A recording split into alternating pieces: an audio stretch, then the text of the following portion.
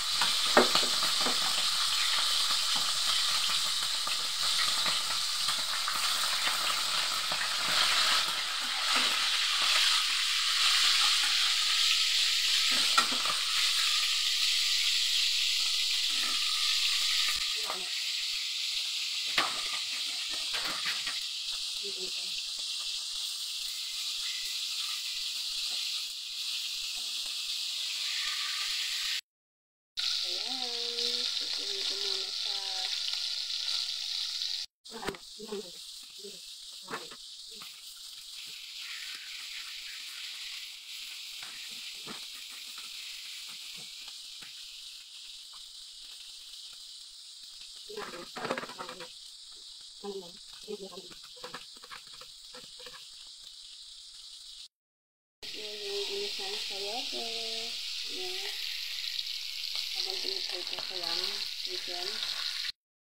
Gigisa ko na po ito. Para sa adobo.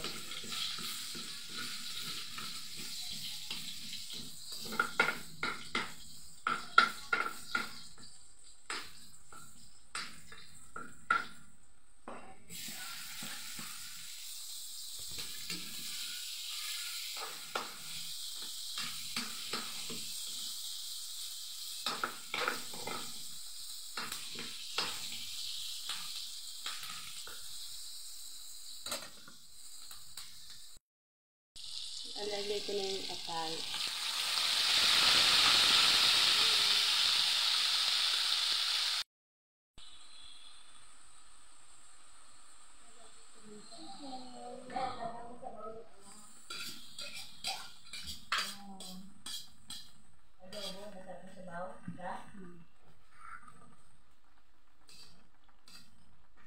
Ang init.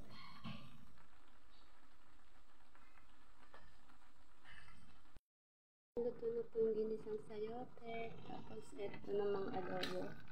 Lagyan ko ng konting oyster sauce para mas masarap. Yan muna natin siyang kumulo bago natin siya lagyan ng suka.